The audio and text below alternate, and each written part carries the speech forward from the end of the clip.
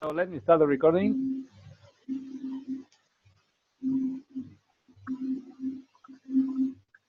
I will mute everyone, but if you need to ask any questions, just unmute yourself and ask it. I will ask you also to mute yourself after you ask the question in order to prevent background noise as much as possible. And if you don't have a mic or have problems with your mic, you can also type your question in the chat window. I'll try to monitor it from time to time. And feel free to ask at any time. Don't just wait for me to be done. So, as you probably know, we are an international foundation. We are an educational charity. We are all over the world in over 70 countries with, well, every time I paint them up, it becomes obsolete about a week after. But I try to keep up as much as possible. And we have right now about 130 clubs. Not all of them are registered, and about 50 to 20 something prospective, with about 15,000 members around the world. So what do we do? As you've probably seen from the presentation, I hope, our main educational goal is one thing, although it has like 3 accessory legs or supporting legs, so to say. And that one thing is leadership. Not just any kind of leadership, not theoretical leadership, but practical leadership, meaning hands-on leadership. And it has 3 supporting legs, which are, I believe, indispensable for any modern leader, that are public speaking, critical thinking, and debating. I won't go into details about each of them because this is supposed to be a meeting specifically for your club. There are other more generic trainings that we schedule regularly. You can watch the recordings where we stop and discuss a bit more what each of those things means. But for this particular training, I want to focus on the practicalities of actually running a club, and especially what exactly do you do on the first meeting? I mean, okay, you gather at the place, and now what happens? Before that, I do want to mention several introductory things. The way in which skills are acquired in Agora is through practice plus feedback. In Agora, there are no teachers or experts as such. We sometimes do organize online trainings, and clubs, many times, in fact, they invite experts to do lectures and to do workshops. But the regular day-to-day activities of the club, they usually don't involve experts or teachers as such. They involve peers. And I usually make the analogy of cooking. Imagine that you want to cook, to become a good cook, professional chef even maybe. So you have 2 options. You can sign up to a seminar with a very famous, world famous chef. I don't know, pick your choice, Gordon Ramsay, Ferran Adrià here in Spain, and you pay a huge amount of money for a week. You train personally with him, and after that you're done. You hope that you picked as much as you could from his skills, and you start cooking. And there is the other way, which is you sign up to a cooking club. And then in that club, week after week, you're going to be reading how to cook a particular dish or watching how to cook a particular dish, and then cook it for your fellow friends and members. And each week, you'll get feedback about that particular dish from everyone in the club. And you repeat that, not just 1 week, but you repeat it week after week after week after week for, I don't know, 5-6 months. Well, what do you think, or which approach do you think will bring you up to speed or will help you become a very proficient cook more easily? In fact, it's a rhetorical question because research shows, and that's important in Agora. In fact, we had a discussion, quite an interesting discussion, forgive me for digressing, in the Dnipro chartering group about NLP and all that.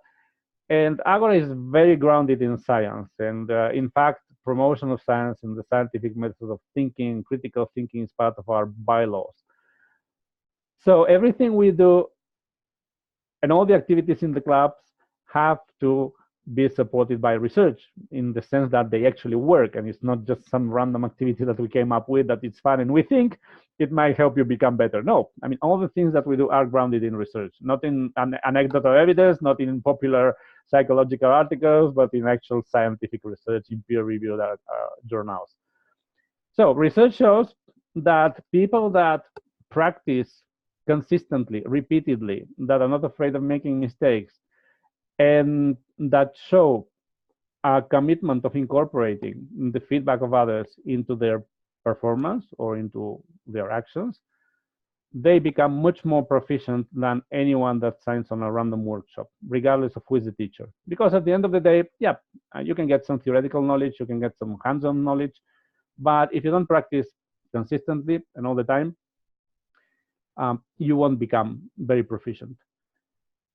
And unless you have a huge amount of money, you cannot afford to practice constantly and get the feedback of Gordon Ramsay or Ferran Adrià all the time. So our system is the best 99% of the people can actually use.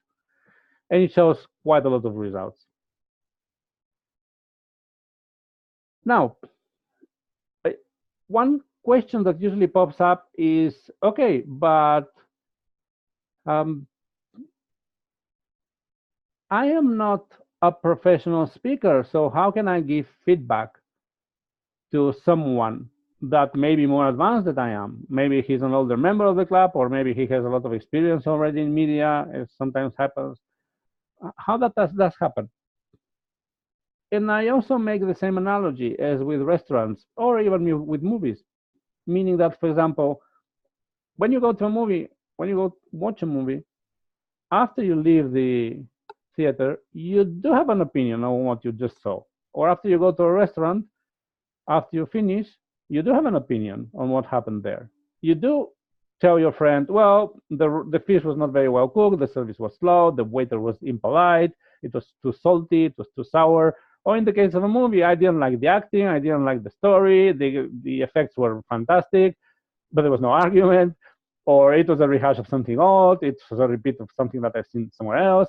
So you do have an opinion on all those things, despite the fact that none of us is a professional actor or a movie director or a producer or a chef or a waiter or anything like that. But we do have an opinion. And that's exactly what feedback is and evaluations are in our clubs. You just receive the opinion of the people to whom you gave your speech or you presented your project. Nothing more, nothing else. It's not when you evaluate someone, when you provide feedback to someone, that's not an academic opinion. That's not like an ex cathedra opinion, meaning that you should do like this and you'll be successful. No, you're just giving your feedback. I think the fish was too raw. Maybe a couple more minutes would have made it perfect for me. Others may have a different opinion. And in fact, that's quite common. In clubs, sometimes you will receive contradictory evaluations, like you speak too fast, you speak too slow. Those are opinions, and that's how everyone should take them. But it's the primary way in which members actually learn, getting those opinions. And clubs are one of the benefits of clubs. I would say also one of the main ones is that they are a supportive environment. They are a safe environment. They are let's say, understanding, forgiving environment. They are a friendly environment in which everyone wants you to succeed. Which is especially important for people that are very afraid of speaking in public.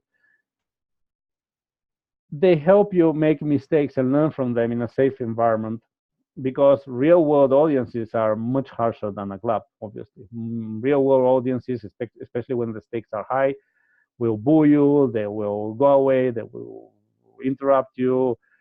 You will see they will ask aggressive questions. We train for all that, by the way, but that is a bit for more advanced speakers. Now, clubs do have to follow what we call 5 core principles that are also in the bylaws of the foundation. The first one is that we're neutral. We don't have a political agenda. We don't have an ideological agenda. We don't have a religious agenda. We don't have a moral agenda, which means that clubs cannot have an opinion on either of those, let's say, areas. This doesn't mean that individual members cannot have. In fact, not at all. I mean, we encourage people, members, to have opinions on controversial issues, because usually the things that matter in real life are controversial, the things that really matter in the world. So we encourage everyone to have strong opinions on things, to speak about them, to to put forth arguments, to debate them, to speak passionately about that, even if the issues are very controversial. But those are opinions of individual members. The club as a whole, or Agora as a whole, we cannot have an opinion on almost anything. So, for example, and that's not only because we need to be open to all members, but also for the protection of members around the world. So even if the club unanimously agrees, for example, we are in favor of, I don't know, freedom of religion, or we are in favor of freedom of speech, and most of the people in half of the world would agree with that. But the problem is that if the foundation or if a club puts forth an official argument saying, an official statement saying we support that, then some people in other countries that don't look upon that activity so lightly, like, I don't know, China, could have some problems. So that's why we prefer to keep neutrality and leave opinions to individual members. We don't discriminate. Clubs cannot discriminate either. Of course, they cannot discriminate on ethnicity, they cannot discriminate on social status, they cannot discriminate on, I don't know, religions, gender identities, sexual orientation, etc., etc. There is one thing on which they can discriminate, and that is, well, if your club is working in English, clubs, by the way, can use any language they want as their working language, because we are not a foundation to teach English. We're a foundation to teach what I mentioned before. So you can have a club that uses Ukrainian, you can have a club that uses Russian. In fact, clubs in Portugal use Portuguese, many clubs in Spain use Spanish. There's no language limitation. The only, let's say, factual limitation is that not all the educational materials are available in all the languages. But as soon as we see that there is a significant number of clubs or members that are interested in a particular language, we try to organize translations. And in fact, that's what we are doing with Ukrainian, for example. But a club has to choose, that's our recommendation, one single operating language, which means that, okay, if your club works in English, then people that want to become members do have to know English. That's a kind of a discrimination, if you like, but that's a natural one, an inevitable one. Then another core principle is tolerance, and that's absolutely important, especially when it ties in with what I mentioned before, that members are encouraged to have strong opinions on things. Tolerance meaning that you should be able to tolerate hearing opinions that you won't like, without reacting personally or emotionally, or without feeling that you're being attacked. It's just the opinion of someone else. And that's why we don't censor. I mean, we don't allow censorship in clubs as such. Anyone is welcome to express their opinion. The only kind of speech we don't allow is hate speech. I mean, hate speech is speech that explicitly promotes violence or encourages violence against others. Like, for example, we should go out and kill all the immigrants or kick them out or whatever. That's not allowed. But apart from that,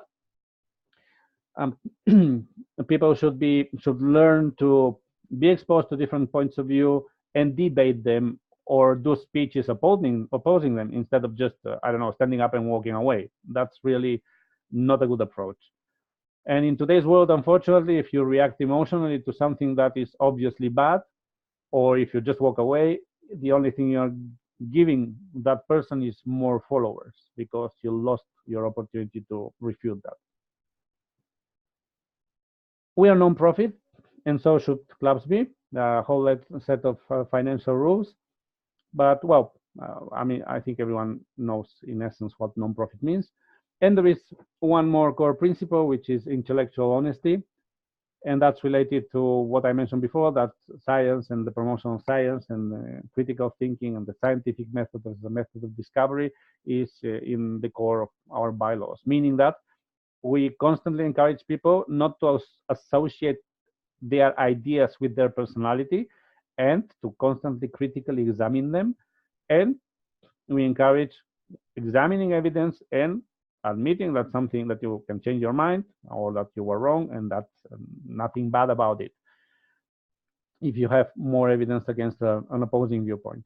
In fact, again, research shows that leaders that admit that they were wrong and change course because new evidence or new data has appeared are much more valued and are much more efficient, of course, than leaders just have a single conviction and they keep with it regardless of anything. There are also a set of operational requirements in clubs, but at this stage, I would tell you just ignore them. Well, there are some things that cannot be ignored, like the fact that the club has to be non-profit and all that. But for the first year of a club, they are quite flexible because they require for clubs to know all the complexities of Agora, and that's a bit complicated, especially during the first month. So I'm just drawing your attention to the fact that those exist, but you shouldn't be concerned, at least for a year. Now, what happens in club meetings? Vivek, I don't know why you're not getting my voice. I think no one else has that problem because no one else is complaining. Are the rest of you hearing me? I hear you pretty clearly. Okay, thanks. Well, good. 100%. Thank you. There was a possibility that no one was listening, no one was hearing me, but they were politely waiting. I hope that's the case. But okay, I don't know. I don't know what's happening there. Well, it's being recorded, so later you can listen. Yeah, we can still watch the recordings after. Yeah, exactly. So what happens in a club meeting? Well, the club meeting is usually organized in sections, and it's not a random meeting. It's not like meaning there is some structure in meetings. It's not just people meeting and, okay, what are we going to do now? No, meetings have to be planned, and there has to be an agenda about what's going to happen in every meeting. And usually there is, in each section, there is one person that is leading that section, and there is a meeting leader that organizes the flow of the meeting. And the roles vary from meeting to meeting. I mean, not one person is the same meeting leader over and over again. Everyone has to have the chance of being a meeting leader, of being an evaluator, of being a timer, and all the roles that you can have in the club. So, for example, we have here, I don't know, 3 meeting sections, very representative. Today we travel to, which, by the way, despite the touristic name, is actually a meeting section that fights stereotyping and demonization of collectives. It has quite a social orientation, but it has like an innocent name. Prepared speeches, which are the core of the public speaking program. Hot questions, which are improvised speeches. And there are many more sections that you can have. Well, I'll talk a bit about that later. But the thing is that there are specific sections and there are specific people responsible for those sections. Now, there are several roles that are transversal or that apply or influence, so to say, all the sections. And there are 2 at least. We call them the analytical team, although that team can have other roles as well. And one of them is the timer that times all the sections because each section in the agenda has to have a minimum and a maximum time. And that's not only to ensure that the meeting doesn't go like forever and ever without ever ending, but also because in real life, when you're speaking, I don't know, at a keynote conference or a shareholders meeting or at a political party, they won't be kind to you if you're over time. And in some places, they will just cut your mic and that's it. And if you didn't have the time to transmit your message, or if you're cut in the middle of a phrase, that will make headlines after that. So bad. You should have organized yourself better. So timing is extremely important, and especially because in today's world that moves in like news bites, you have to be very concise in expressing your message. People's attention is very like blurred usually. And we have the grammarian that monitors the use of language. Not only the use of language, but also the existence of what we call parasitic words or things that pollute your speech. And things like long vowels when you don't know what to say. And I want to, and then you go on forever while you're thinking what you're going to say. Or parasite words like many people have, you know, so, or and as, and things like that. And those are important not to have them, because they diminish your credibility. again, based on research. Still, don't be like super obsessed with that. There are people that strive to have absolutely zero of these, and I can tell you that research shows that that is also not good. Because one of the main things, by the way, that we insist in Agora, actually that's at the core of our educational model, is that everyone has to develop their own natural style, both in leadership and in public speaking. There is nothing that damages more your authority as a speaker or as a leader than people perceiving you as a fake or as someone that is, I don't know, dumping on them something that has been rehearsed, like a robot. That absolutely destroys you. So having absolutely no ums and ahs, or never pausing for anything, or never having any mistake is interesting, because also diminishes your credibility, because in that case also people perceive you as someone that has just memorized the speech and is just parroting it to them, and that's it. So there's like a golden point in which a minimum number of those mistakes are okay and are perfect actually, and then there are the two extremes, having nothing at all and having a lot of them that just decrease your authority. The grammarian also proposes usually what we call a word of the day, although it can be the idiom of the day or the phrase of the day or whatever of the day, that people should strive to incorporate it into their speeches on the fly. The word of the day is not known until the beginning of the meeting. And we do that in order to encourage people not to memorize speeches. Again, because you have to, unless you are absolutely a brilliant orator, it's very difficult to have a speech memorized and to recite it and still sound natural. So it's better if you don't memorize. Usually you will memorize, I don't know, the first two phrases and then maybe the last two, but that's about it. You have to speak naturally. And when you know that you have to incorporate some words that you don't know which they are going to be into your speech, that is an additional motivation not to memorize. Additionally, memorization has a lot of problems, like you can forget where you were, you can become distracted, you can become blank on the stage, and from there it goes downhill. Sometimes we have more transversal roles, like for example, you can have what we call the body language evaluator in some meetings that specifically evaluates body language, but that's once you have a bit of, let's say, fluency in the meetings, when you already know how a meeting goes and have no problems organizing a standard meeting, then you can begin thinking about adding other sections.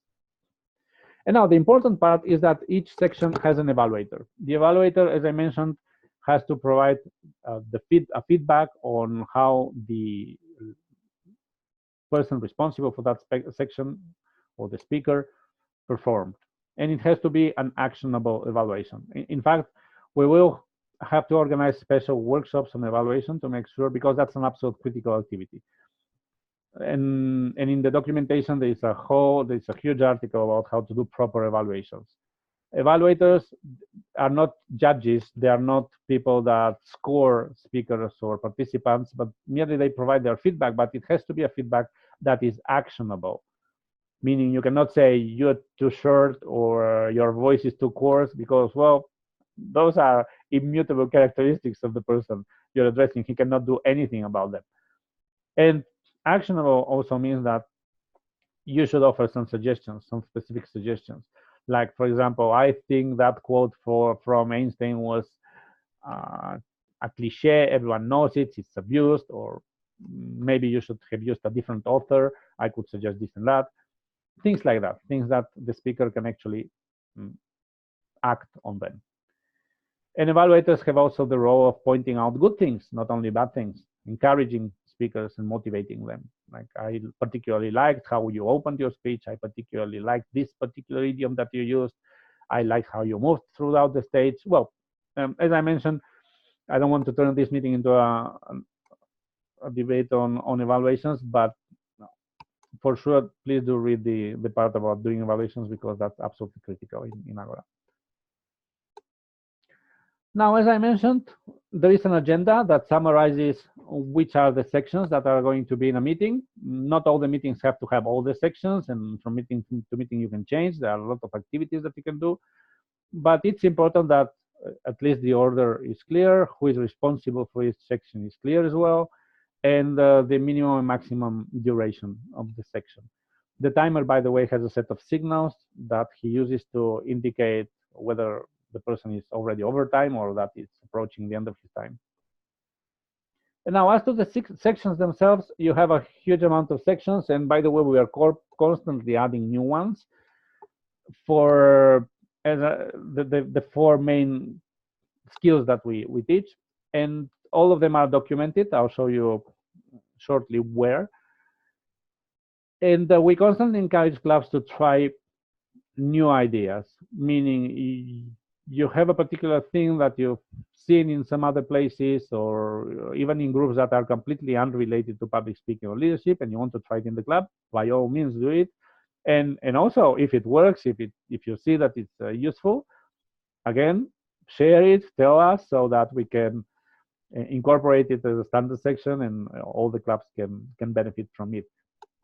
In fact, since the beginning of this year, we have added 4 different sections, especially in the areas of training, debate and argumentation, and critical thinking. Now, what happens in a typical meeting? Usually there is an initiation part in which the meeting leader just introduces the meeting, introduces the club, speaks about a bit about the goals of the club, talks a bit about the International Foundation itself, how the club relates to it, some operational things like asking people to turn off their mobile phones, and then he introduces the different people that are going to participate. First, he introduces the timer. That's a suggestion, okay? All that is a suggestion. You can organize your meetings in whichever way you want. I would, though, recommend you to start with the standard, and then you can adjust to your own circumstances. For example, if a particular meeting doesn't have any new members or any new guests or any guests, then it's pointless for the meeting leader to be speaking for 3 minutes about the goals of the club. I mean, everyone knows them already, so just go straight to the point. So the timer will speak about his role, will explain why timing is important, and then the meeting leader will give the floor to the grammarian. The grammarian will explain his role, will present the word of the day. Usually, by the way, when the meeting leader introduces each person, the person should speak in front of the club, not just from his seat, because that's the whole point of it. I mean, it's about public speaking, not about speaking at the dinner table. And the feeling, by the way, is quite different. And usually the club will clap both when the person goes on stage. Well, I call stage, but it's just the area you have in your venue or whatever you can find for that distinguishes the person who is speaking from everyone else. So usually the club should clap when the person comes out on stage and when he goes back to his seat, just for support. That's usually encouraging. And then for each section, the meeting leader will introduce the evaluator first of the section, so that he can tell the audience, well, John, for example, now is going to do a speech project, and the goals of his projects are, improving his vocal variety, for example. So I'm going to be especially focused on how he plays with his voice, with pace, with rhythm. And that also helps the audience direct their feedback to those particular issues. One thing that speakers can have is additional goals that could be mentioned. So, for example, I don't know, a person might be especially conscious that he has a problem leaning to the right or always looking to the left part of the audience. So that can be pointed out. The evaluator can say, and John has asked me to be especially careful about his tendency to look at only the right half of the audience instead of all of them. After that, the meeting leader will introduce, here it's written as the section leader because it depends on the section, but in my example, it would be the speaker. The speaker would present his project, and then usually there will be a very short break, not to break the fluidity of the meeting, a very short pause of maybe 1, maximum 2 minutes for people to organize their ideas and provide feedback. Now, there are 2 kinds of feedback. The feedback that the special evaluator of the section provides, that is a verbal, well, it's written plus verbal, but it's done in front of the club. I mean, the evaluator goes to the stage and presents his opinion on what just happened. And then there is the feedback that everyone else gives, which is usually written, because there is no time in a meeting for everyone to say their opinion on a speech. Although there is a special and interesting activity in a club in which there's one person that presents a speech or whatever, or a project or a leadership project, and then everyone gives a verbal feedback. That's also quite instructive. But, well, it's very beneficial for the person that spoke, but unfortunately not so much for the rest of the members. They do learn how to evaluate, but that's about it. They don't get any feedback from it. It's useful though to do those from time to time. And then we have a conclusion part in which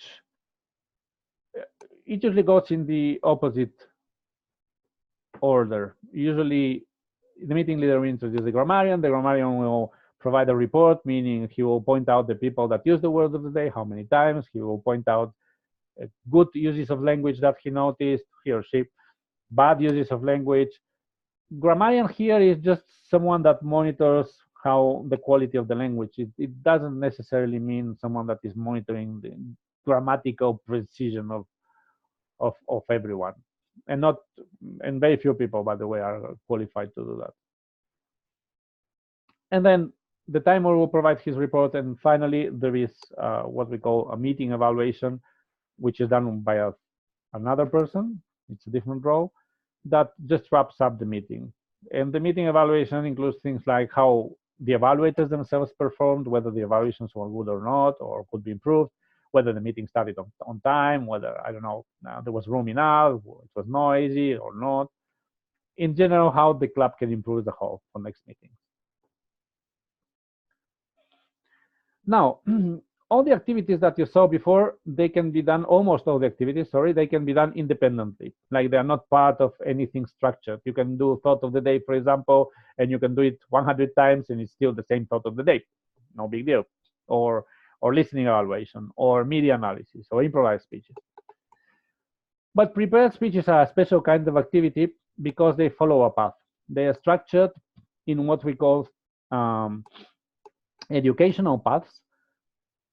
And you start with what we call the basic educational path. It's composed of 16 projects, and each project has a specific goal. So you start with simple things, for example, having a structure in your speech, having a clear beginning, having a clear ending, having clear points, and having clear transitions between all those sections. And then you move on to things that are maybe a bit more sophisticated, like, for example, using varied rhetorical devices, using metaphors, using lists, using alliterations. Then to things that are a bit more complicated even, using body language, using vocal variety. And then you end up with things that may or may not be appropriate to all speeches, depending on the context. Like, for example, using emotion, or using humor, or using storytelling in your speech.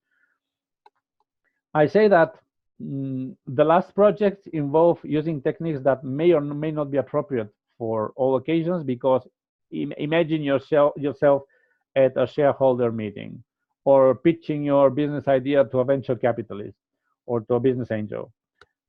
Of course, you're not going to be using, I don't know, emotion.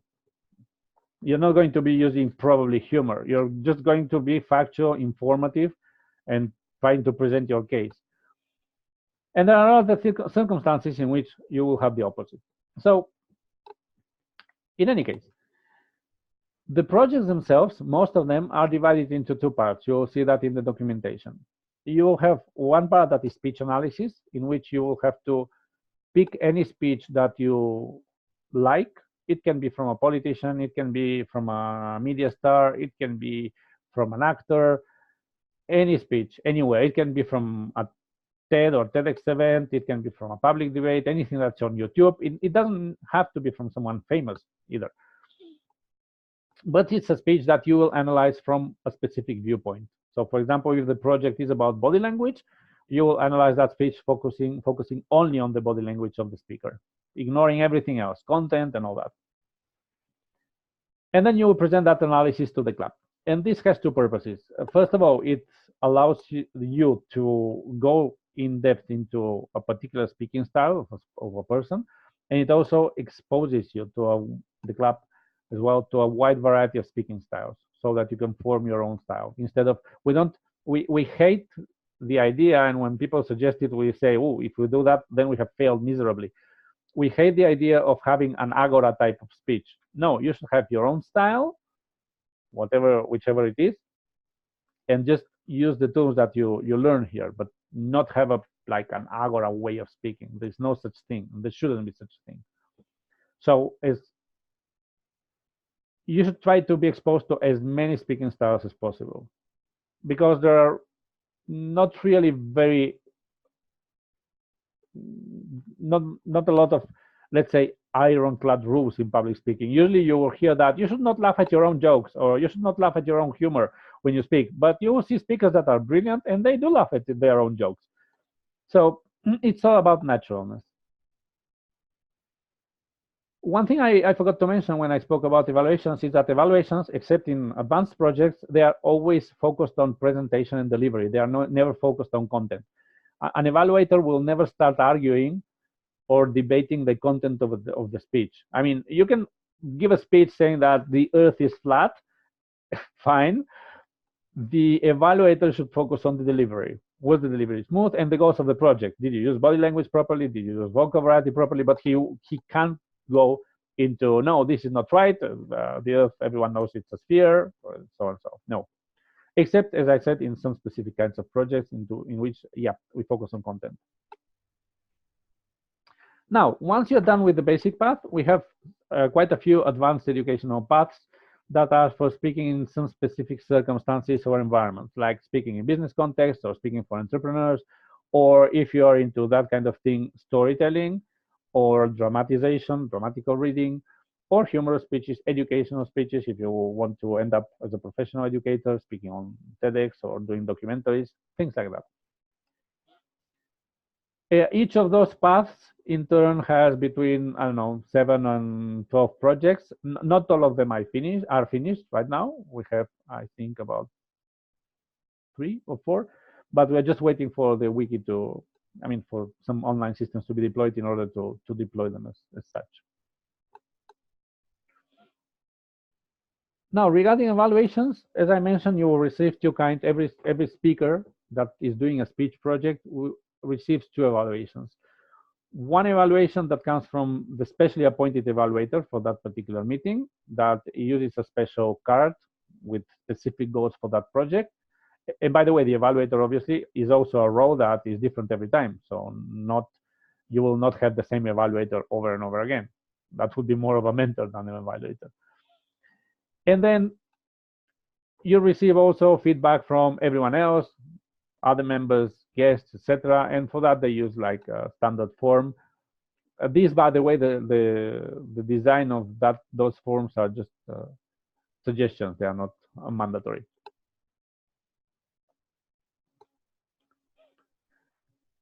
Now, at the end of each path, you do get a certificate if that's important for you. We do also use digital badges for signaling progress. There are some countries in which certificates are very important. I don't know. That depends a bit on everyone. But as I always say, you shouldn't be focusing on getting a paper certificate or a digital certificate, because the whole point of the thing is learning and not so much getting a sort of diploma. We do lots of other things, especially intra-club. We do regional conventions. We do international conventions. The one that you see is our first international convention, which was a few months ago in Lisbon. And next year, we're starting with the contests. For the first time, we will have 5 categories of contests. As you can see, it's all speaking to a purpose. In general, in Agora, we don't, let's say, encourage speaking for the pleasure of speaking. I always quote Kennedy, who said that the only good reason for giving a speech is changing the world. If not, really, it hasn't any purpose. So we'll have contests for the best educational speech, for best storytelling, for best social awareness speech, best humorous speech, and well, this other contest is about leadership. Actually, it will be for the best community project. But for now, while your club starts, you can forget about community projects because they require a bit more, let's say, both membership and experience with Agora. Next convention, by the way, is going to be 18th to 20th of September in Nepal. We try to vary the place of the convention every year. Now, where to find all of this? Well, until we change the platform, and that is going to take some time, absolutely all the materials, you can find them online on the wiki, wiki.agoraspeakers.org. And I just want to pause here for a second the screen and share instead the browser so that I can point you, because when you begin, sometimes it's not very clear where things are. Now, specifically, this is the front page of the wiki. Things that you will need. For example, the meeting roles that I mentioned, all the activities are documented here. So for example, if you're the timer of a meeting, well, it would be a good idea to go to the timer section and just read how a timer operates, what signals you could use, how to interpret the agenda, how to signal, things like that. Same for every other role. Now, regarding the projects themselves, especially for the speaking projects, you have them here, the ones that you're going to be using initially, the basic educational path. And within the basic educational path, you have the 16 projects, which I mentioned, and you have to do them in order. That's a requirement, and doing it in any other way doesn't make too much sense, to be honest. And you have the goals within each of them. So for example, okay, one of the easiest, who am I? Or speaking about, or maybe even this one, even simpler, speaking about the things you like. What are the learning objectives? How much time do you have for that particular project? What's the outline of the project? What you should be doing? And then all the projects have an evaluation card, which is specific for that particular project and has like the things that the evaluator has to be focusing on. For example, for these very basic things, for this very basic project, things like, did you feel the speech was natural? Was there a clear opening, body and conclusion? But that changes from project to project. So for example, if we go to, I don't know, using emotion, for example. By the way, as you move into the more advanced project, you will see that some things are no longer allowed. You cannot use notes, you cannot use presentation software, you cannot hide behind the lectern. And well, since this project has a speech analysis part, it is divided into two. But my point is that each of them will have a specific evaluation card as well. Do you have a key message? How did the audience react to the emotional level of the speech, and things like that. So basically, remember where to find the things when you start meeting, because it's could be sometimes it's the thing we think is the most easy one, like everything is online, is the one that clubs are having most difficulties with. Now, let me continue. And what happens with in the first meeting? What we suggest you do when you start meeting?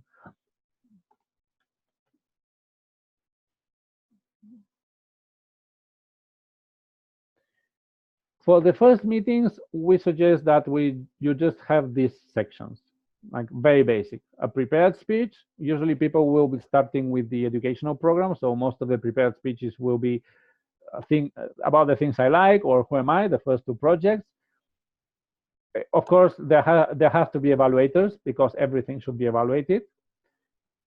Thought of the day, which is an easy activity, unstructured, can be done every meeting, even by the same person. Well, I hope not. But we call it thought of the day, although it can be about the, I don't know, the movie of the day, or the idea of the day, or the event of the day, anything. It's just a short speech about something of interest to that particular person. You do have to have a timer and a grammarian as a minimum to keep the meeting in check. And usually the section about improvised speeches, that's also in the documentation. We call it hot questions. This is a section that encourages or that trains improvisational speaking on real world questions. So for example, you may role play a scenario in which you're at a job interview, and the leader of that section, the leader of the hot questions, may ask you random questions that you are going to be asked in an interview. They can be from very down to earth, like tell me, I don't know, the typical trick questions. What's your worst trait, or what's your worst attribute? To non-standard questions that sometimes employers use, like how many golf balls fit in a jumbo jet or in a Boeing jet, and you have to like estimate. And those questions are for showing them your thinking process more than for giving them an answer. But those sections are easy, and you can read quickly about them in the manual and just start doing them immediately. So with those sections, you can have an agenda that looks like this. Since I'm going to share the slides as well, and probably you've seen from other trainings the slide is the same, so no need to read it. But this will give you a meeting between 1 and 1.5 hours, depending on how long you make the hot question section. And you only need 8 rows for that kind of minimal meeting. A meeting leader, a timer and grammarian, a speaker and his evaluator, a hot questions leader, the person to do the thought of the day, and the meeting evaluator. And that's why we say usually that for starting a club, you only need 8 members. Although usually it's recommended to have a couple more, like 10, 12, because if you start with 8, unless they are very committed, someone will always skip a meeting, and then you have a problem. Now, quickly about the clubs, the types of club that we have. I'm assuming that your club is going to be an open public club, which means basically that everyone can join as a member, that there are no restrictions. We do have what we call clubs that are public interest clubs. That status is given on a case-by-case basis, and it's basically for clubs that do have restrictions due to their environment, but that we believe that perform a public service and as such should be free. So, for example, that would be clubs in civil institutions, in governments, where only civil servants can join, or clubs in schools or universities, where only students or faculty can join as a member, or even more special clubs, like clubs in prisons, where obviously only the inmates can join.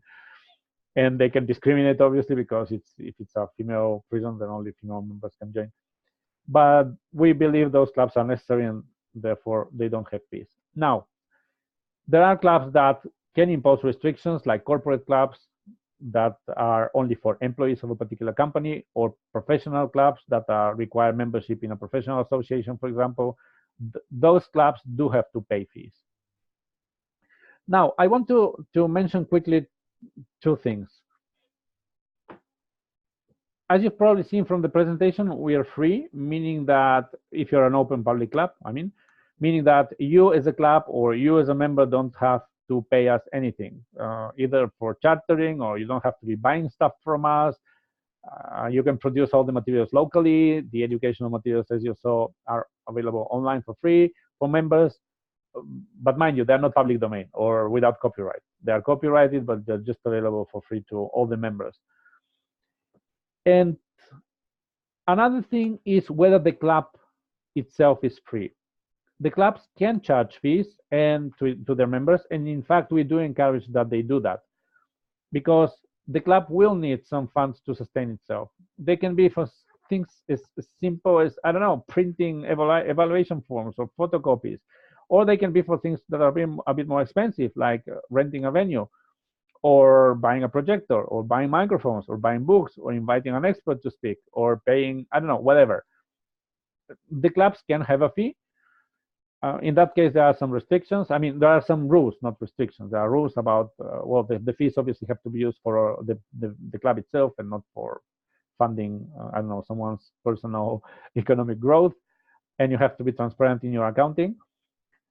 But, and they have to be approved by the members. But we do encourage that you have some basic fees to sustain your operation. Otherwise, you can find that it's very hard. We do have, by the way, as a side note, a youth program that is for children, and we call that anyone in school, early school or preschool age, below 13, something like that, because it's a program that is like a simplification of the basic educational adult program.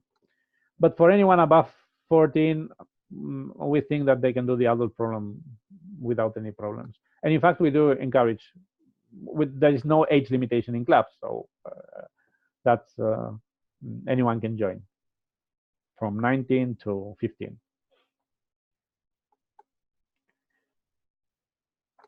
Now, in starting a club, what's the, let's say, recipe for success?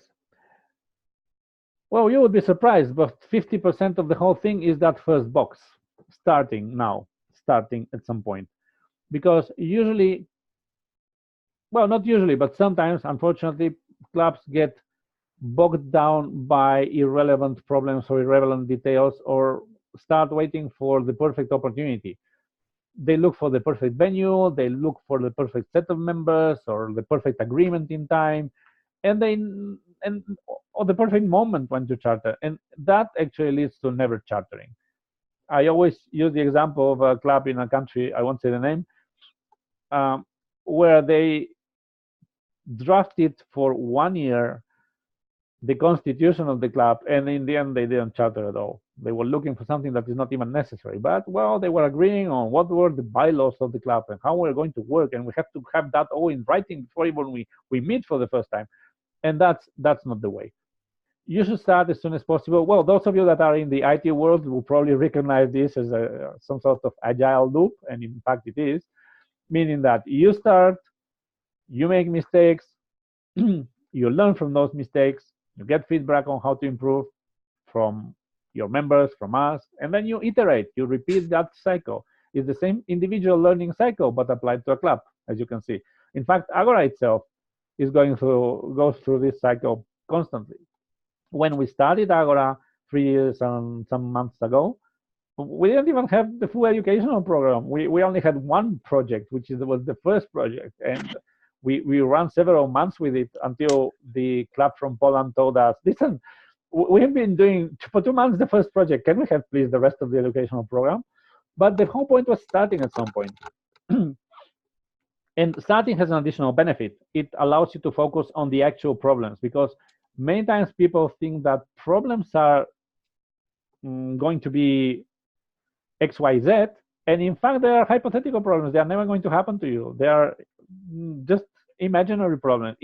Instead of those, you hit your head against other problems you didn't even expect.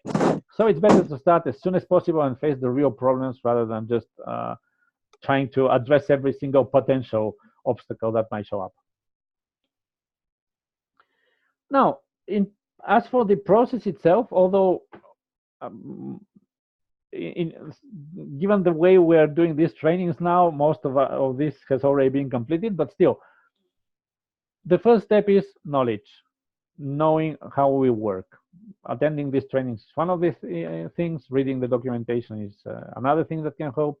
Reading the Agora guide, which is like a summary of the wiki, is also another thing that everyone should do. And asking questions, of course. Also, we have some recordings of meetings that you should watch in order to get a feeling of how things are done.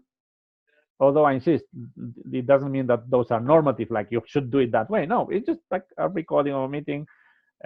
Start with that, then do it your own way. As long as it's educational and follows the general structure, it's fine.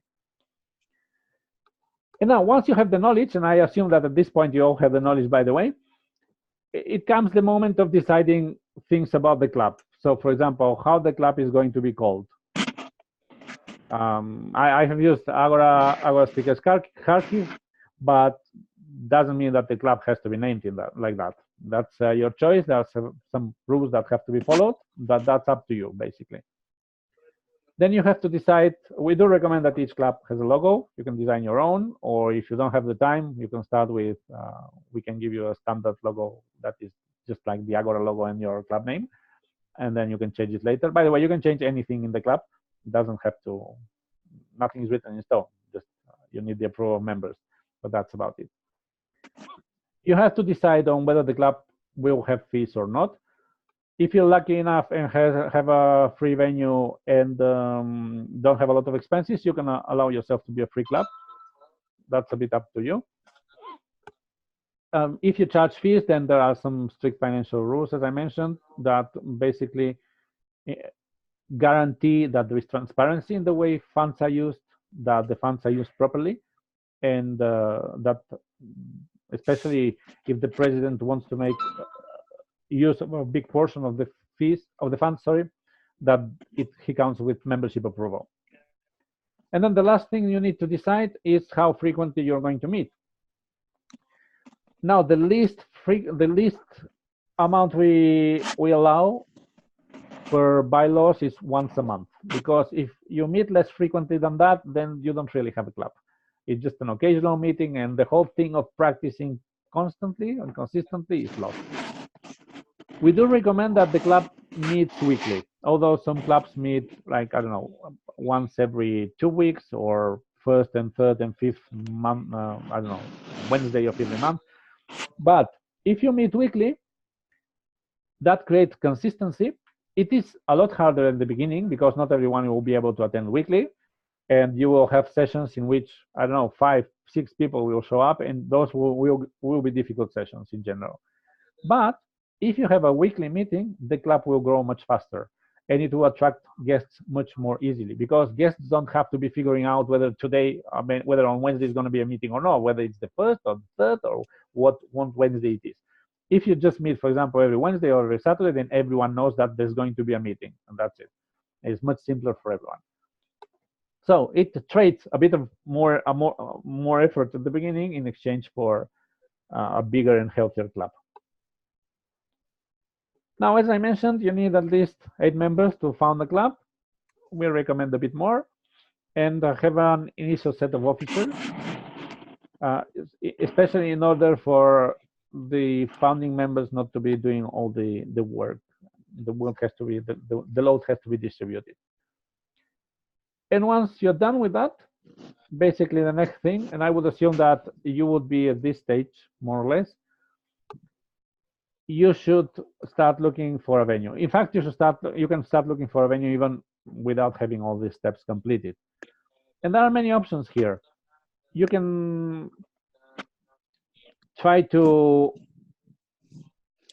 talk to schools and universities. The fact that we are a foundation that is legally registered as such in the European Union, and by the way, a foundation is the strictest non-profit kind that exists, because there are like associations and things like that. No, a foundation is a special kind of a non-profit that is very monitored. And the fact that we are free means that it's super easy to talk to a school and a university and tell them, propose them a win-win agreement, like, give us a meeting room, we win that, and we'll give you an activity that all your students and club and faculty can join, and it's completely for free for you, and it doesn't take you any kind of effort. So it's usually quite an interesting win-win agreement. And since there is, by the way, if you need official letters of support from us, we can provide those, meaning that we can send an email with an official letter with our legal information to, I don't know, the dean of a university or the head of a school, and tell him, listen, we support this club, they are affiliated with us, we are an educational charity, and all that. If that fails, well, you can have pubs, cafes, and restaurants, as long as they give you like a more or less private area that is relatively silent. And again, it's a win-win thing for, especially in times of low affluence of public. You can say, well, we meet here, and in exchange, we order a drink or something from you. And that usually satisfies them. And you get the place for free. And if everything else fails, then you can always use open spaces. In fact, clubs in Madrid that have a meeting venue, they regularly organize sessions out there in the Retiro Park, which is a central park, which helps members, pushes a bit members outside of their comfort zone. And it also encourages, how to say, it's sort of a recruiting campaign, because random people that are walking in the park, they look at this activity, they come by, they listen, they ask questions, and some of them actually sign up as members. So it's quite an interesting activity as well to do, speaking in outside of their usual environment. Now, last thing, How to register the club? Well, you just need to have the first meeting scheduled. Usually between 2 and 1 or 3 weeks. More is really not a scheduled meeting. There was a club that tried to charter with a meeting scheduled 2 months and a half in advance, and I told them, listen, this is not really a scheduled meeting. This is just that you have the intention to have a meeting, but it's not really something scheduled. And that is necessary, especially. I mean, don't register the club like saying we're going to meet tomorrow, because we do like to create an event, to promote it, to help a bit with membership and attendance. And for that, we need time. That's why we ask for at least a week in advance notice. The ideal is 2 weeks. That gives us enough time for preparation and also for polishing things and clearing out questions. Then you need to fill in a registration form. It's online. It's easy. You just fill in all that information that you've been gathering. And then we create one of those announcements that you've probably seen, and we promote it so that your other things happen as well. We provision, especially as we incorporate more and more services into the platform, we provision accounts and things like that. And then, well, after the meeting is over, we do hope that you will share some of the pictures of the meeting, especially because it's something that is very encouraging and motivating for others to see, for people that are thinking about whether I should start a club. Even if the meeting doesn't come out as expected, I don't know. In some clubs they were planning. I always tell the story of the first club in Ghana, in Accra. They were expecting like 14 people, but due to the rain, only 5 showed up. But they still took pictures, had a meeting, tried to do things. And now in Ghana, there are like 7 clubs, and that was 2 months ago. So even if your start is rocky, you can rest assured that these kinds of activities are super useful. There is a lot of demand and need for them, and you will grow rather quickly. Again, especially because the activities and everything is free. Now, one last quick thing about the use of the brand. We do allow clubs to use the brand more or less freely, but there are just a couple of things that you should be aware of. And they, again, boil down to that non-confusion rule, not to confuse what the club is doing with what the foundation is doing. So please always, in everything that you do, include both your logo and the logo of the foundation.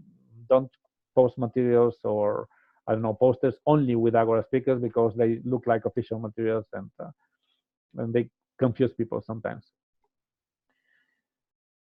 So, for example, here you have a couple of examples of what could be allowed and what is not recommended. The first two, for example, they look like official communications, and then people write us and ask us where's the meeting, or why wasn't the meeting if something changed, and then we don't know what to say because we never heard of that. But since it looks like an official post, people are confused, and the others are fine. By the way, you can produce, as I mentioned, you can produce everything locally. In fact, we don't have a shop, online shop, in which we can sell you, I don't know, like T-shirts or evaluation forms or books or things like that. You can order them from the most convenient provider. You have what we call a brand portal, where you can find things like logos, templates, and you can adapt them to your club. And you can use merchandising materials for fundraising as well. That's perfectly fine. I mean, you can sell them. There are some rules. Please always check the branding guidelines. But I do want to mention that there is no problem in doing that. So I think this is basically everything I wanted to tell you for this first session. So let me know. Now, I tried to keep it a bit under 1 hour, but here we went a bit over time. Apologies for that. So, questions that you may have. I mean, we're always available for questions, as you know, on the chat or whatever. But now is your chance to do them live. Yeah, Alexander. Hi, Mohammed. I've read somewhere that Agora speakers train leaders through the activities of out of the Agora world. So Yes. what So what are they? How they are activities? Does it mean that to be a real good leader or professional speaker, Agora Club activities are not enough? Well, they are Agora activities, but they happen outside of the club. The thing is, as you become more advanced, um, because there are several stages. First of all, people usually are very nervous of speaking in public. They don't know even how to lead or what to do. They have never been a leader of anything or even a manager of anything. By the way, we do distinguish those two things. Leading is not the same as management. So for them, you cannot dump them into the real world. As I mentioned, the real world is much more hostile and cold than the nest, which is the Agora Club. So you start in an Agora Club. You do speeches and projects within the Agora Club. You can become an officer of the Agora Club, a president, a vice president of education, a vice president of community leadership. And those are managerial roles with a bit of leadership that are just like doing baby steps. But once you complete the basic projects and once you complete like the basic leadership tasks, then in the more advanced projects, you do have to go outside of the club. You're still doing an Agora project. It can be a project on interpersonal skills. It can be a project on speaking for entrepreneurs. But for example, if the project is about pitching your product to an investor, then you have to go to one of those investment meetings and speak there and be evaluated by an Agora person that is watching you. So in terms of public speaking, yes, starting from a certain point on, you do have to fly outside of the nest, so to say, because at the end of the day, the goal is not learning to speak publicly for Agora clubs. The goal is learning to speak publicly in the real world for your own goals. Yeah. And in the terms of leadership as well. You may start leading a club, then you may go on to a bit more sophisticated management things like organizing a regional event for Agora or cooperating with a third-party nonprofit. But then we will require you that you yourself lead what we call a community project. Community projects are projects that are done in your community but under your leadership. So you have to do, I don't know, all the phases of the traditional project management thing, from conception to chartering to planning to budgeting to fundraising to recruiting to actual execution, monitoring, analyzing how the project went in a post-mortem. And all of that happens outside of the club.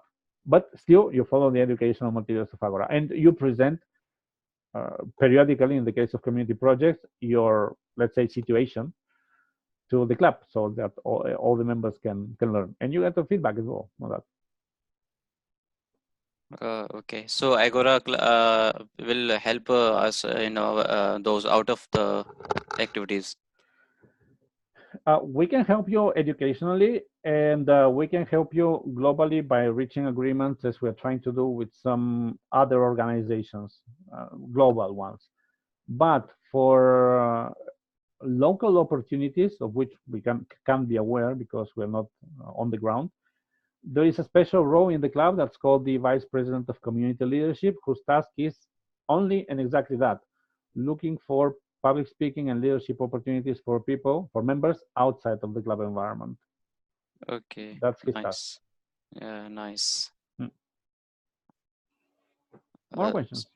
Yeah, so what topics are used in the clubs for speaking on? Is there anything you want. I mean, there are no, unless you're doing some of the advanced speeches, like advanced paths, sorry, such as speaking for entrepreneurs or storytelling. Well, not even storytelling, speaking for entrepreneurs or speaking in business context. Okay. In those, there may be some content limitations, but no, even for projects such as storytelling, the manual is going to explain to you, for example, okay, here is what is called the archetype of the hero's journey. The hero's journey consists of this and this stages in a story, but the story is yours, the content is yours. Okay. Excuse me, is Yeah. there any activities that would require us to travel abroad, like go outside of Ukraine in general? There are activities, but of course, all of them are optional. We starting with the contests, we will have several levels of contests. One of them will be in the national level for sure, especially no, when in a country there is more than one club. And then we will have regional and the international final. The international final for sure. Well, someday it may be in Ukraine, but next year is in Nepal. So if you want to attend, then you will have to travel there. Yeah.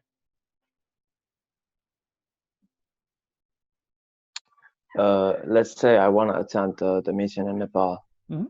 The visa requirements, will Agora take help provide a paper or something that would make the process easier? If we can do that, we do that. In fact, for the first convention that we had in Lisbon, we provided visa support letters for everyone that needed them.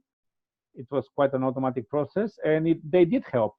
But you need to be aware that you need to start the process well in advance.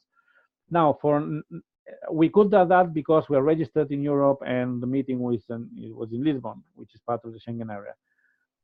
I'm not sure how it will work in Nepal, but probably the guys in Nepal, there are like 10 clubs in Nepal, they will provide some information. But that is always taken care of. I mean, we are aware that exists.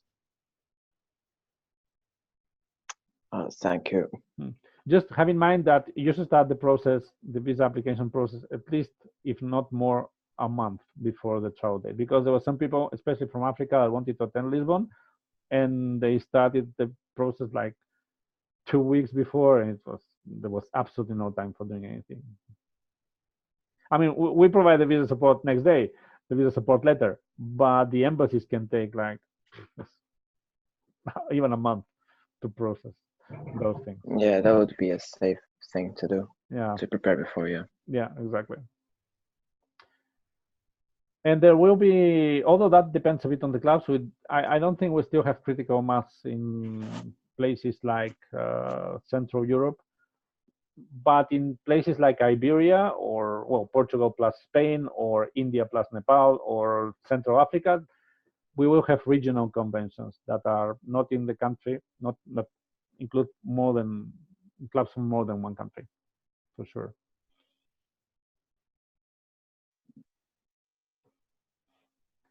More questions?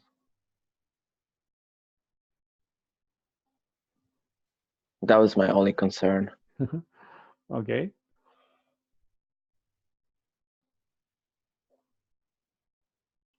Hello, everyone. Hello, Alexander. Thank you very much for the presentation. Thank you for being here. Hello, Elias. Yeah, my question is, let's say that we will start, these meetings as soon as possible. Mm-hmm. So my question is how we're gonna do that, how and when, and how it's gonna look like, and who's gonna guide everyone here, because as I understand, none of us have any experience, in doing such things.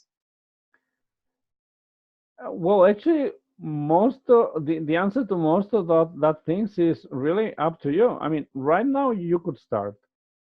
You know how to do a basic meeting. You can read about the different roles. You can watch videos about that. You know where to ask questions. It will not be a perfect meeting for sure, but the point is starting. Who will guide you? You can ask questions to anyone and post in the community, or we have a real-time chat. By the way, we have forums, or even on Facebook.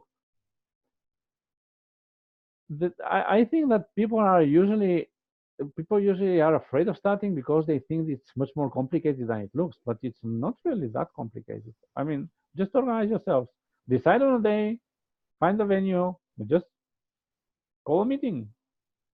Yeah, I understand, but what I mean is such meetings needs to find a place. You Yeah. might need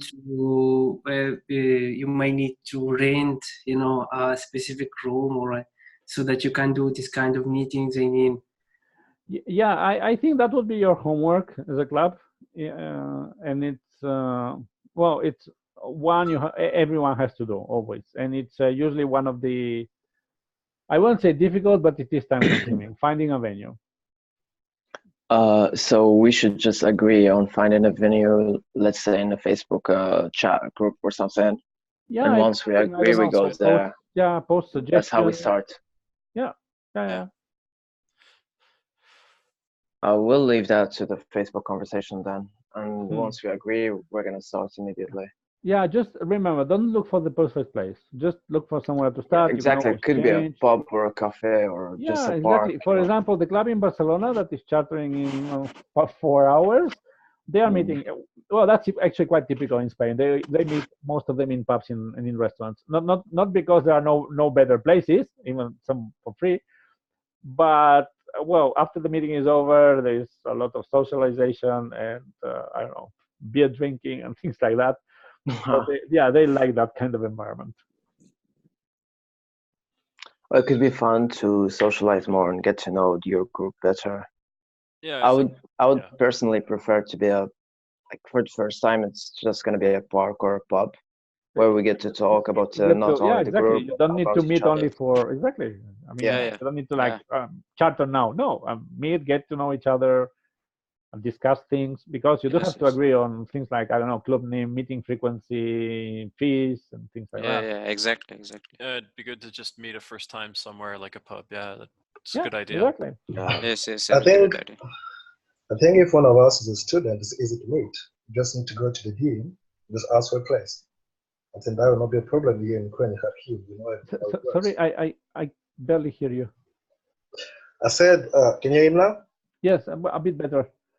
Yeah. I wanted to say, if one of us is a student, it's Uh-huh. easy for us to get the place to meet. I think what you need is just a willing. If we have a willing, we meet easily. The place in Ukraine is not going to be a problem. If one of us is a student, if one of us lives in the hostel there is a meeting rooms. In school, you can go to the dean, they will give you a place where you meet. Yeah, That will never be a problem with it. exactly. I'm a student. Yeah, if you're a student, you just go to the dean of your university. Just say, I want a place to just organize a meeting between students, or you just explain, and they'll give you a place. Or you just look Okay. in the hostel, any hostel, they have a place. They call it by a conference room. You can give you the Or you conference can room. have, well, I don't know in Kharkiv, but maybe you have co-working spaces. Those are usually cheap also to. Yes, I think the place is not going to be a problem. The main Yeah. problem is going to be the willing of us to start Yeah, doing that's true. That's true. Yeah, but The it place could is be more. never there a It's problem. more of excuse me. It's more of a official thing to do. You know, let's say in the beginning, as a start for the first meeting, it's Yeah, better yeah. to do it outside In or the in a pub. beginning of example, there is one a wonderful university called Hadi. If you're in Kharkov, you know that. There's one hostel called Hostel 6 where just foreigner lives there. If you go there, you'll find a place for free. Because I participate in many meetings in that hostel. And everyone just went and just said the I idea they can had. also suggest an additional thing. If you're not a student and you're employed, then maybe you can ask your company. I mean, you can tell. Yes. Yeah, Yeah, you can use office space. exactly. Yes, of course. I think the debate on space is not a very good debate. That is not the main point. The main point is the will. So like Alessandro said, we have to have a starting point. Yeah. The starting point has to be the group that we have. Just one question: when are we going to start? That's all. And if you have a will, we start. And I Exactly. would like to take the opportunity. We're gonna to discuss that in the Facebook group, and when we decide, we're gonna decide the place. Yeah, so I think Yeah. deciding, like talking about the place like pub, like restaurant, that is not a very best debate. It's just for starting. It's just to get to know the group better. It's Exactly. better than in the office. And then you Oh, can just like you can use it's other for beginning. communication channels. I mean, we do usually use Facebook initially because everyone is already on Facebook, so it's not like you don't give up any privacy by signing up on a chat group. But you can use WhatsApp or things like that. We just don't start with WhatsApp because some people are reluctant to give their phone numbers to people they don't know. Exactly. Yeah, yeah. But once WhatsApp you can know be each other, somewhat later. yeah, exactly. When you know each other, then usually Yeah. WhatsApp is much easier. we can do both. We can meet to socialize and find a venue for an actual official meeting. Yeah, Exactly. exactly. Just make sure that the meeting to find a venue doesn't turn into only a meeting for drinking. Yes, yeah, yes. That's Yeah, that's It's correct. fine. I- Like, if cover I'll the be there, first it'll be fine. All Alexander, sorry, I wanted Yeah, to yeah. understand one thing.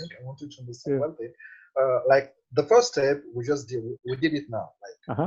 we met you and you introduced us to the club, and I think all of us were interested in starting this project. And hopefully, we're going to get a real big support from you. And the next step that we are talking about is about starting the project. Uh-huh. But any time we need like assistance from you, especially Yeah, obviously. in doing everything we have to do. So will you support us in our group chatting when we discuss a question, giving us suggestions, and looking at the path that you have and experience? I will, but if I don't, then send me a private message, because there are many groups, and especially when there's a high volume of messages, I cannot be following like all the conversation. Yeah, That's because fair. finding So yeah, if you need some particular suggestions, and you see the time, because we don't. I always say that we don't like to micromanage clubs or intervene in any way, because that's in fact part of the leadership training. Exactly. That doesn't mean that I'm going to abandon you, but it's just that we usually, as soon as the group is formed, we try to leave them to their own device, so that they can organize themselves in the way they see fit, and especially because that Yeah, happened with the convention, by the way. If you yeah, leave I, people to they organize they them, the clubs require your help for just some yes, starting Yeah, meetings. it's just in the beginning of the yes, stuff, Yeah, like to have a monitor. yeah, yeah, sure. I mean, you As can as soon as things go smooth, everybody's gonna yeah. we're gonna be independent, but It's eventually. for starting few meetings. Yeah, yes, Exactly. Alexander. feel I free just to send me a private message anytime on Facebook or on the email of the foundation, alex@agoraSpeakers.org. I just wanted to say that now at this exact moment, the one person that took us together, it's you by your leadership. Before one of us will like come out with the big initiative, it's you, the person that is linking all of us. So that's for the beginning. It's very important to support. For us to come out with, I can say, for us to put away all fears that we have at this exact moment. Because Yes. the big issue, I think, for us, it should be to get together people. Because as you can understand, we have a lot of people in Facebook page. Many of them, they wrote, I will be there, I will be here, it's perfect, I'll be okay. May I even wrote no word. But when we look at people that are now here, it's just 7. And when we go further, one of us will be getting out of the way. So that's why it's very important for someone that has experience and leadership at this moment Yeah, to but be at the end. that happens. You should be prepared for that. yeah, I cannot offer any kind of the only yeah, guidance I can offer with that is learn to live with it, and don't bother. yeah. In starting, it happens. Okay, it's Yeah, okay. exactly. Just stay on track. Don't be discouraged. Yeah, Even if 4 people show up, be persistent, because at the yeah, end of the day, what matters is persistence. yeah. That's all I wanted to say. I don't have any question. In, Thank you in very fact, much I would for say the giving the opposite. opportunity. Imagine that you book a place and 50 people come. It will be so crowded that in the next meeting you won't have anyone, because they will all say, "Wow, it was noisy. It was impossible to get a seat. It was so hot. It was so many people. It was so poorly planned." So it's better to start slowly than to start with a boom and then fizzle out. Yeah, let's Yeah, just meet once the key to make thing sure is that. Yeah, exactly. we're Do willing meet. to actually meet together, and then we can start doing the bigger meeting with everybody. I Yeah. think I think one important point is this. Let's not just focus on the now finding the place where we meet.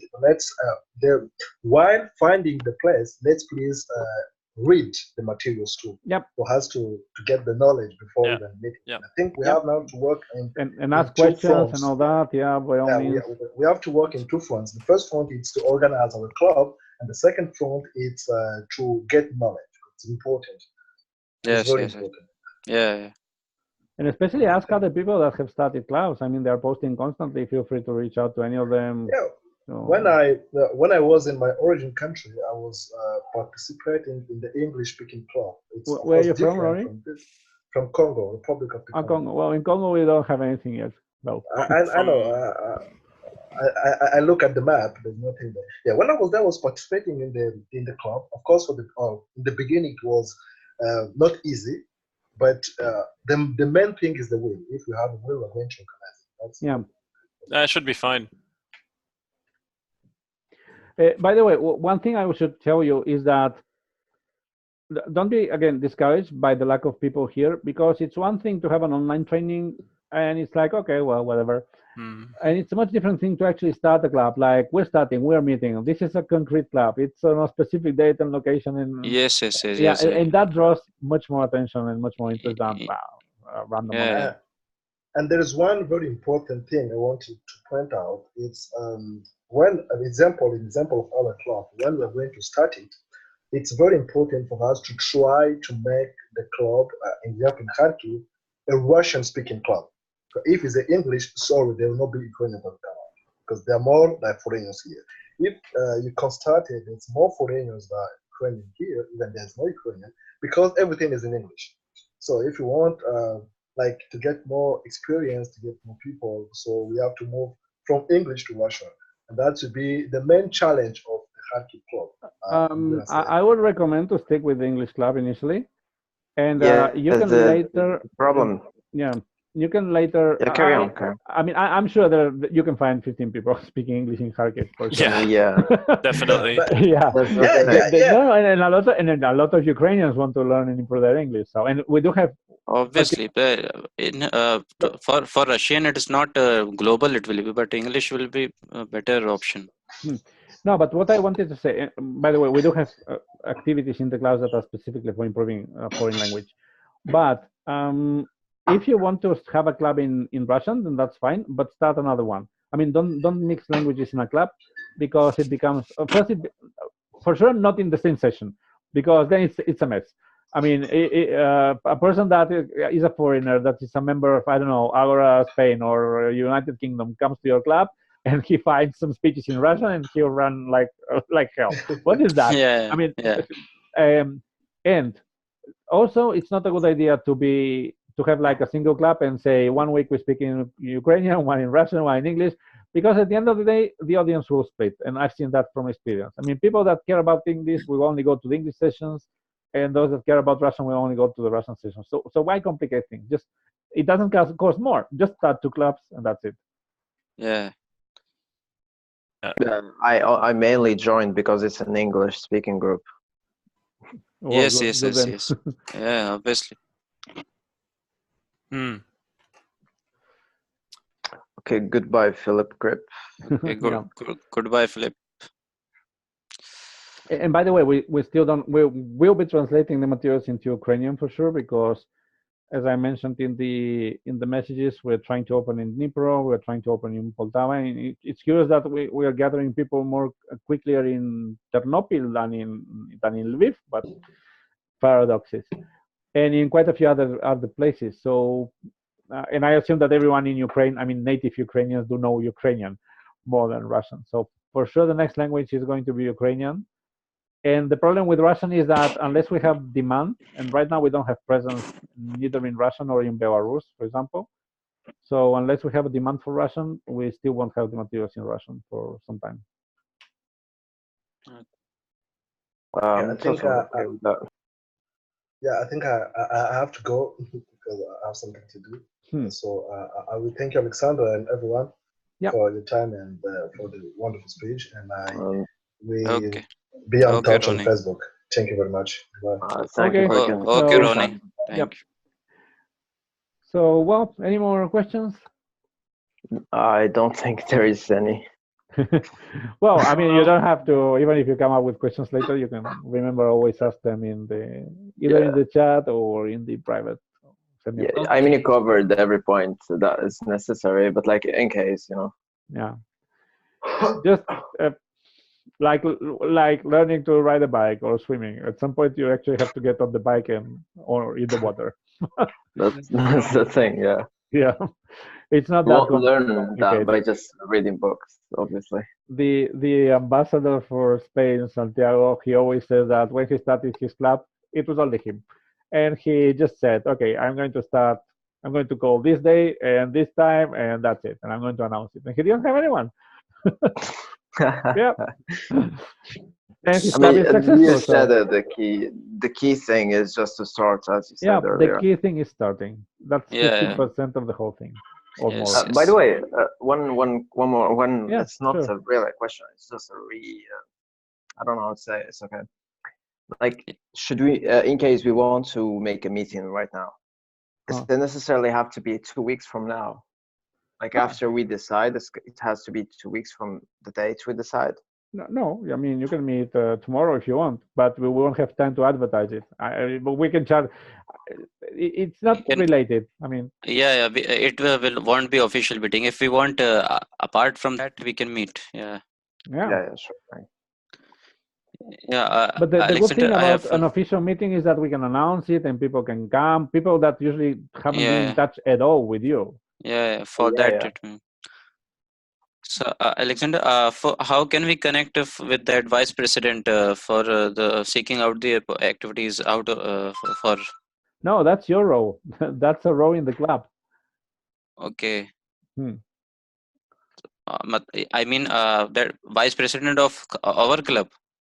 Yeah, you have a set of leading officers, Okay, and okay, one okay. of them is regarding the agreements that we are reaching. We are trying to reach with other companies, with other organizations. We will announce that publicly, and then we will say what the steps are to get in touch.